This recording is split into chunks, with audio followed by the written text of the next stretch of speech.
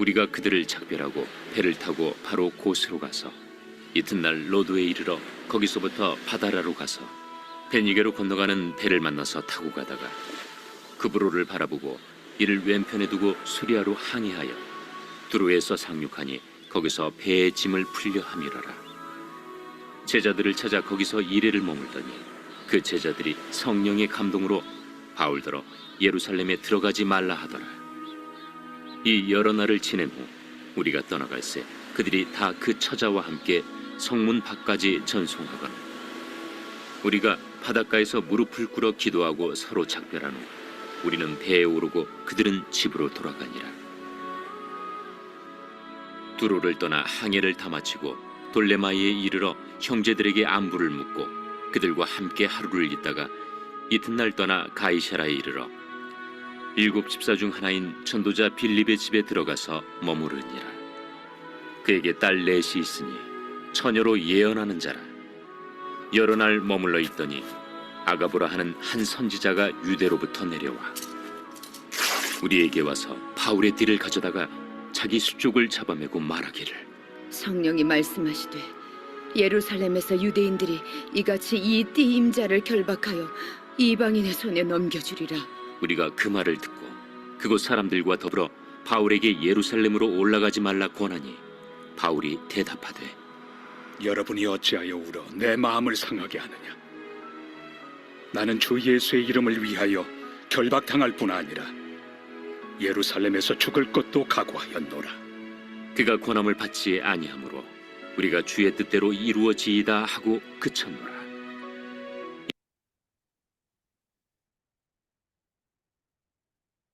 오늘 본문 말씀은 사도 바울이 성도의 교제를 나누면서 성령님의 음성을 듣는 말씀입니다. 사도 바울은 배를 타고 두로에 도착하였습니다. 배에 짐을 내리기 위해서 7일 동안 그곳에 머물러만 했었습니다. 바울은 두로에 있는 예수님을 믿는 제자들과 7일 동안 교제를 나누었습니다. 두로에서 제자들이 성령의 감동을 받고 바울에게 주는 메시지를 전해줍니다. 4절에 보면 제자들을 찾아 거기서 이레를 머물더니 그 제자들이 성령의 감동으로 바울더러 예루살렘에 들어가지 말라 하더라 라고 했습니다. 제자들이 받은 성령님의 음성은 예루살렘에 가면 사도 바울이 결박당하고 핍박을 당할 것이다 라는 이런 메시지를 받은 것이죠. 그래서 예루살렘에게 가지 말라라고 제자들은 권면을 하였습니다. 이러한 것은 성령님의 음성을 다시 확인해 주는 이런 말씀이죠. 사도 바울은 이미 에베소 교회 장로님들과 만나서 고별 설교를 할 때 성령님의 음성을 받았다고 전하했잖아요. 예루살렘에 가면 결박당하고 힘들 것이라는 것을 성령님으로부터 들었다라고 이제 고백하고 있습니다. 이미 수차례 밝혔습니다. 두로에서도 성령님께서 제자들에게 똑같은 음성을 주신 분으로서 예루살렘에 가면 환난과 핍박 당할 것을 알려 주신 것입니다. 이제 바울은 두로에서 제자들과 7일 동안 교제를 나눈 후에 또 이제 배를 타고 둘로메아로 갑니다.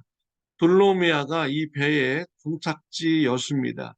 그래서 바울은 그곳에서 내려서 걸어가야만 했었습니다. 가이사라로 걸어갔습니다. 가이사라에서 빌립 집사님 댁에서 이제 교제하면서 머물게 됩니다. 빌립 집사님은 예루살렘 교회 7집사 중에 한 분이었죠. 그분은 성령의 감동을 받아서 사마리아에 가서 예수님의 복음을 잘 전하였습니다. 또 성령님의 인도하심을 따라서 이디오피아 내시에게도 예수님의 복음을 잘 증거하였습니다. 이런 빌리치사님과 같이 믿음의 교제를 나눈 것입니다. 교제를 나누던 중에 아가보라는 이런 선지자가 와서 성령님의 말씀을 전하여 주었습니다. 11절에 보면 우리에게 와서 바울의 띠를 가져다가 자기 수족을 잡아매고 말하기를 성령이 말씀하시되 예루살렘에서 유대인들이 이같이 이 띠 임자를 결박하여 이방인의 손에 넘겨주리라 하거늘. 아가보라는 이런 선지자도 성령님의 음성을 바울에게 전해 주었습니다.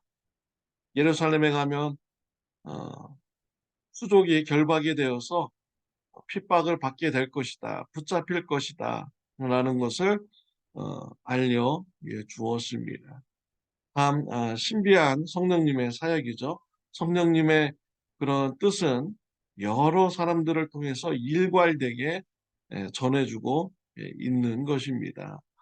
우리가 교회에서 무슨 일을 결정할 때 성령님을 의지하고 또 성령님의 뜻을 간구한다면 성령님께서는 하나된 답을 주시고 또 그 성령님의 음성에 우리가 하나가 될 수 있음을 또 말씀을 통하여서 알 수가 있는 것이죠. 성령님께서는 여러 제자들을 통해서 예루살렘에서 가면 핍박당할 것을 알려주었습니다. 바울에게도 알려주었죠. 왜 이렇게 알려주셨을까요? 제가 개인적으로 생각할 때는 성령님의 음성을 자주 말씀하여 주심으로써 사도 바울이 핍박당하는 것을 마음의 준비를 하고 어, 감당할 수 있도록 성령님께서 준비시키는 것으로 저는 믿습니다. 바울이 당할 것이다라는 이런 메시지를 들은 후에 바울이 대답합니다. 여러분이여 어찌하여 울어 내 마음을 상하게 하느냐? 나는 주 예수의 이름을 위하여 결박당할 뿐 아니라 예루살렘에서 죽을 것도 각오하였노라. 사도 바울은 예루살렘에서 죽을 것도 각오했다라고 말하고 있습니다. 왜 죽습니까? 예수님의 이름을 위하여. 사도 바울은 성령님의 음성을 계속 듣는 중에 예수님을 위하여 내가 예루살렘에 가서 핍박을 받아야겠다라는 이런 마음의 결단을 한 것입니다. 저와 여러분들이 사도 바울과 같은 이런 입장이 되었을 때 여러분 두려워할 필요 없습니다. 예수님 믿는다고 환난과 핍박이 있다고 성령님께서 알려주실 때 두려워할 필요 없습니다. 성령님께서 우리에게 힘 주시고 능력 주십니다. 감당할 수 있도록 이끌어 주시는 것이지요. 우리 예수님께서는 예루살렘에 올라가면 고난당할 것을 아셨습니다. 우리 예수님은 그럼에도 예루살렘으로 올라가셨습니다. 붙잡히셨습니다. 고난받고 죽으셨습니다. 고난받는 것으로 끝난 것이 아니죠. 하나님께서 3일 만에 다시 살리셨습니다. 살린 것으로 끝난 것이 아닙니다. 많은 사람들이 예수님의 피로 인하여서 죄 사함 받고 구원받는 큰 일을 하나님께서 이루셨습니다. 또한 예수님도 하나님 보좌 우편에 앉아 계셔서 왕 중에 왕으로 높임을 받으셨습니다. 모든 사람들이 예수님의 이름을 붙잡고 기도합니다. 예수님 이름 앞에 무릎을 꿇습니다. 하나님께서 고난받은 예수님을 높여 주셨습니다. 성령님께서 우리에게 정말 은혜 베풀어 주셔서 바울과 같은 이런 고난을 받게 한다면 큰 영광입니다. 고난 후에 큰 상이 기다리고 있는 것이죠. 고난을 두려워할 필요가 없습니다. 성령님 안에 있으면, 성령 충만하면 성령님께서 우리가 감당할 수 있도록 인도하여 주십니다. 담대하게 고난도 무서워하지 않고 성령님의 음성에 순종해 나가는 저와 여러분들이 되시기를 바랍니다. 기도드리겠습니다. 하나님 아버지 감사합니다. 우리들은 비록 연약하고 부족하지만 우리의 힘으로 고난도 감당할 수 없지만 성령님께서 우리와 함께하여 주시고 충만함을 허락하여 주시며 능력 주시면 우리도 감당할 수 있으리라 확신합니다. 하나님, 고난 중에 하나님을 찾게 하여 주옵시고 성령님이 주시는 힘으로 감당하는 저와 우리 성도님들 되게 하여 주옵소서. 예수님의 이름으로 기도드렸습니다. 아멘. 오늘은 토요일입니다. 오늘 저희 교회에서 기차 여행을 갑니다. 안전하게 다녀올 수 있도록 중보기도해 주시기를 바랍니다. 내일은 주일입니다. 주일 예배를 위해서 중보기도해 주시기를 바랍니다. 좋은 하루 되세요.